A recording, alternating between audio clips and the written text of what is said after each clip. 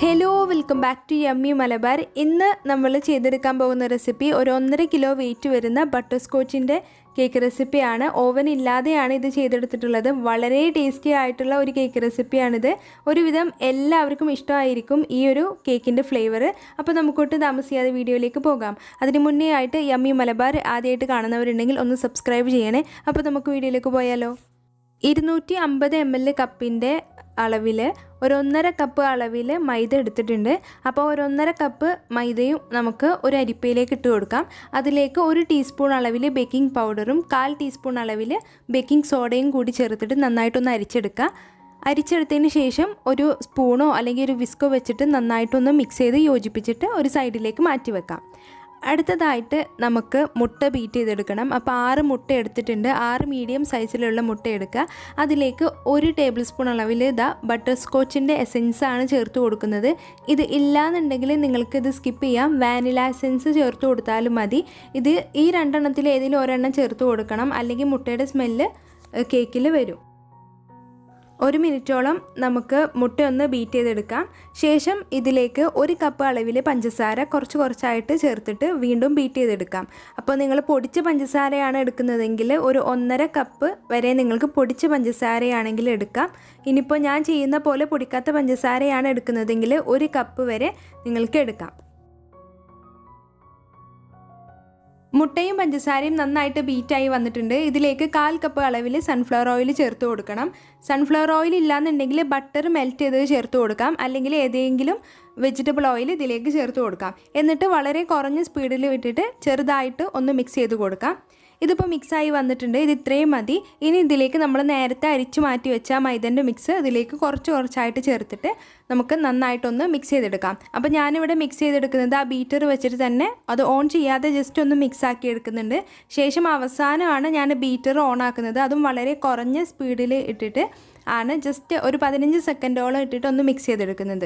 എന്നിട്ട് ബാക്കി വന്നത് ഒരു സ്പാച്ചുല വെച്ചിട്ടാണ് ഞാൻ യോജിപ്പിച്ചെടുക്കുന്നത്. അപ്പോൾ ഫോൾഡിങ് നല്ല ഇമ്പോർട്ടൻ്റ് ആയിട്ടുള്ള കാര്യമാണ്. നമ്മൾ ഈ ഇങ്ങനെ മുട്ട ബീറ്റ് ചെയ്തിട്ട് ആ പൊങ്ങി വന്നതൊക്കെ നമ്മളിങ്ങനെ ഫോൾഡ് ചെയ്തെടുക്കുമ്പോൾ കുത്തി ഇളക്കി മിക്സ് ചെയ്ത് കഴിഞ്ഞാൽ അതങ്ങ് താഴ്ന്നു പോകും. അപ്പോൾ നമ്മുടെ കേക്ക് ഹാർഡായിട്ട് മാറും. അപ്പോൾ ആ കാര്യം ശ്രദ്ധിക്കുക. അപ്പോൾ നിങ്ങൾ ഫസ്റ്റ് ടൈമാണ് കേക്കൊക്കെ ഉണ്ടാക്കുന്നത് എങ്കിൽ നിങ്ങൾ ബീറ്റർ യൂസ് ചെയ്തിട്ട് മിക്സ് ചെയ്യരുത്. പകരം ഒരു വെയിറ്റ് കുറഞ്ഞ സ്പാച്ചുല വെച്ചിട്ട് ഒരേ ഡയറക്ഷനിൽ മിക്സ് ചെയ്തെടുത്താലും മതി. കേക്കിൻ്റെ ബാറ്റർ ഇവിടെ റെഡി ആയിട്ടുണ്ട്. അപ്പോൾ ഈ ഒരു സമയത്തൊക്കെ നമ്മൾ പാന് പ്രീഹീറ്റ് ചെയ്യാൻ വേണ്ടി വെക്കണം. ഒരു 10 മിനിറ്റ് വളരെ കുറഞ്ഞ തീയിൽ പ്രീഹീറ്റ് ചെയ്യാൻ വെച്ച പാനിലേക്ക് മാത്രമേ നമ്മൾ കേക്ക് ടിന്നെ ഇറക്കി വെച്ച് കൊടുക്കാനായിട്ട് പാടുള്ളൂ. അപ്പോൾ ഈ കേക്ക് മിക്സ് ഇവിടെ റെഡി ആയിട്ടുണ്ട്. ഇതിലേക്ക് അവസാനമായിട്ട് ഞാൻ ബദാമിൻ്റെ എസെൻസ് ചേർത്ത് കൊടുക്കുന്നുണ്ട്. ബദാം മിക്സ് എന്ന് പറഞ്ഞിട്ട് കടയിൽ നിന്ന് വാങ്ങാൻ കിട്ടും. 50 രൂപയാണ് ഇതിൻ്റെ റേറ്റ്. അപ്പോൾ ഇതുണ്ടെങ്കിൽ മാത്രം ചേർത്ത് കൊടുത്താൽ മതി. ഈ നമ്മുടെ കേക്കിന് ഒരു യെല്ലോ കളർ കിട്ടാൻ വേണ്ടിയിട്ടാണ് ഇത് ചെയ്തെടുക്കുന്നത്. ഇനിയിപ്പോൾ ഇത് കിട്ടില്ല എന്നുണ്ടെങ്കിൽ നിങ്ങൾ യൂസ് ചെയ്യണമെന്ന് നിർബന്ധമില്ല. ഇനി നമുക്ക് കേക്ക് ബാറ്റർ കേക്ക് ടിന്നിലോട്ട് മാറ്റാം. 9 ഇഞ്ചിൻ്റെ കേക്ക് ടിന്നാണിത്. അതിൻ്റെ താഴെയും സൈഡിലൊക്കെ ഞാൻ ഓയിൽ സ്പ്രെഡ് ചെയ്ത് കൊടുത്തിട്ടുണ്ട്. എന്നിട്ട് ടാപ്പ് ചെയ്തതിന് ശേഷം പ്രീഹീറ്റ് ചെയ്ത പാനിലേക്ക് നമുക്കിത് ഇറക്കി വെച്ച് കൊടുത്തിട്ട് 45 മിനിറ്റാണ് ഈ കേക്ക് ബേക്ക് ചെയ്യാനെടുത്ത ടൈം. അപ്പോൾ ഒരു 35 മിനിറ്റ് ആയി കഴിഞ്ഞാൽ നിങ്ങളൊന്ന് തുറന്ന് നോക്കുക. എന്നിട്ട് അത് ബേക്ക് ആയിട്ടുണ്ടോ എന്ന് നോക്കുക. അപ്പോൾ ഞാൻ 35 മിനിറ്റിന് ശേഷം തുറന്ന് നോക്കിയപ്പോൾ ബേക്ക് ആയിട്ടുണ്ടായിരുന്നില്ല.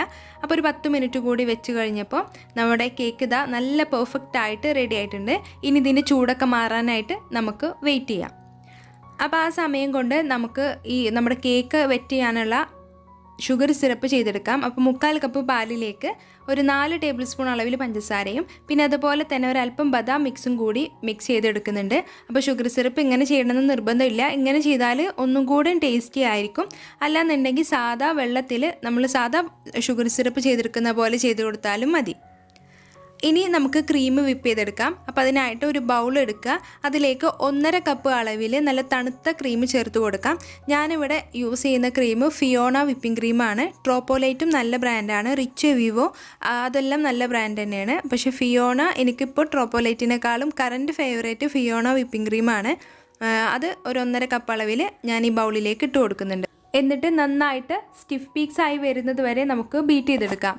അപ്പോൾ ക്രീം ഇവിടെ ബീറ്റ് ആയിട്ടുണ്ട്. ഇനി ഇതിലേക്ക് ഞാനൊരു ചെറുതായിട്ട് യെല്ലോ കളർ കിട്ടാൻ വേണ്ടിയിട്ട് ആ സെയിം ബദാം മിക്സ് തന്നെ ഒരല്പം ഇതിലേക്ക് ചേർത്ത് കൊടുക്കുന്നുണ്ട്.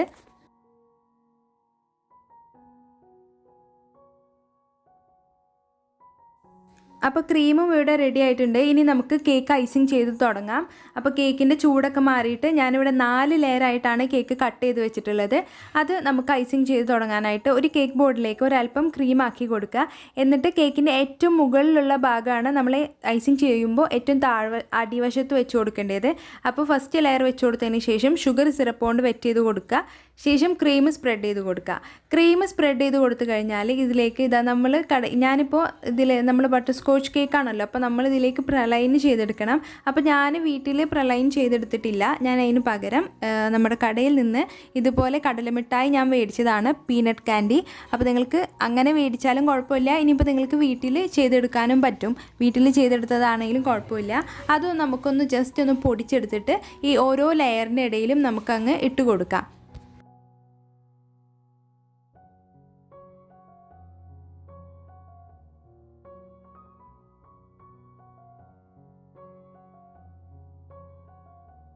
അപ്പോൾ കേക്കിൻ്റെ അവസാന ലെയർ വെച്ച് കൊടുത്തിട്ടുണ്ട്.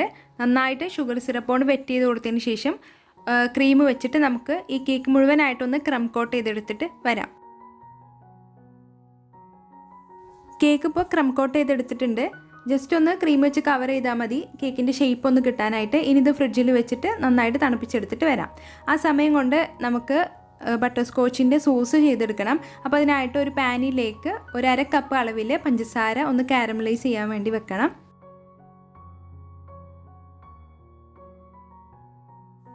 ഷുഗർ കാരമലൈസ് ആയി വന്നിട്ടുണ്ട്. അപ്പോൾ ഇത് കരിഞ്ഞു പോകാതെ ശ്രദ്ധിക്കണം.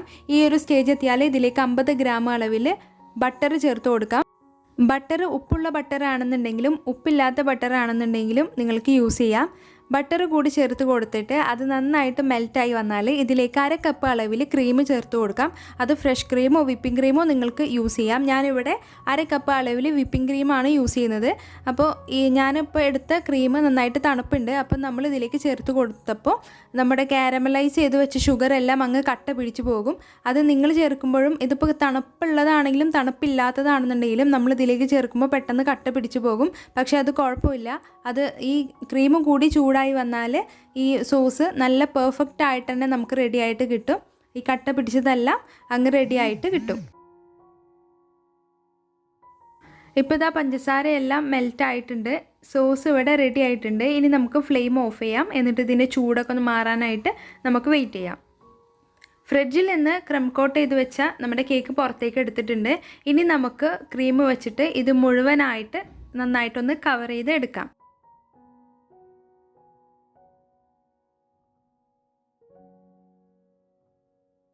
കേക്ക് ഇവിടെ മുഴുവനായിട്ട് കവർ ചെയ്ത് എടുത്തിട്ടുണ്ട്. ഇനി ഒരു സ്ക്രേപ്പർ വെച്ചിട്ട് നമുക്ക് സൈഡിലൂടെ ഒന്ന് റൺ ചെയ്ത് കൊടുക്കാം.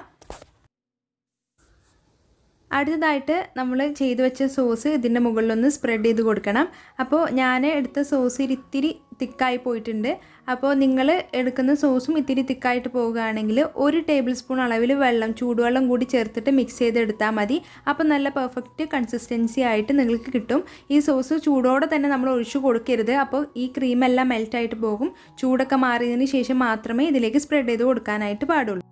സോസ് സ്പ്രെഡ് ആക്കിയതിന് ശേഷം ഇതിൻ്റെ സൈഡിൽ ഞാൻ നേരത്തെ കാണിച്ച ആ പീനട്ട് കാൻഡി വെച്ചിട്ട് പീനട്ട് കാൻഡി പൊടിച്ചത് ഡെക്കറേഷനായിട്ട് യൂസ് ചെയ്തിട്ടുണ്ട്. പിന്നെ ഇതുപോലെ ഒരു സ്റ്റാർ നോസിൽ ഇട്ടിട്ട് ഫ്ലേവർ വരച്ച് കൊടുത്തിട്ടുണ്ട്. ഒരല്പം ചോക്ലേറ്റ് ഡെക്കറേഷന് കൂടി ഇതുപോലെ വെച്ച് കൊടുത്തിട്ടുണ്ട്. അപ്പോൾ ഇത്രയേ ഉള്ളൂ നമ്മുടെ കേക്ക് ഇവിടെ റെഡിയാക്കി എടുക്കാനായിട്ട്. എല്ലാവരും ഒന്ന് ട്രൈ ചെയ്ത് നോക്കണം. വളരെ ടേസ്റ്റി ആയിട്ടുള്ള ഒരു കേക്കാണ്. ഇതിൻ്റെ വെയിറ്റ് വന്നിട്ട് ഒരു 1.5 കിലോനാണ്. അപ്പോൾ എല്ലാവരും ട്രൈ ചെയ്ത് നോക്കുക. ട്രൈ ചെയ്തിട്ട് ഫീഡ്ബാക്ക് അറിയിക്കാൻ മറക്കരുത്. ഇപ്പോൾ നിങ്ങൾക്ക് ഇത്ര വലിയ കേക്ക് വേണ്ട എങ്കിൽ ഞാനെടുത്ത എല്ലാ ഇൻഗ്രീഡിയൻസും പകുതിയാക്കിയിട്ട് നിങ്ങൾ ചെയ്തെടുത്താലും മതി. അപ്പോൾ വീഡിയോ എല്ലാവർക്കും ഇഷ്ടമായി എന്ന് വിശ്വസിക്കുന്നു. വീഡിയോ ഇഷ്ടമായാൽ എല്ലാവരും ലൈക്ക് ചെയ്യുക, ഷെയർ ചെയ്യുക.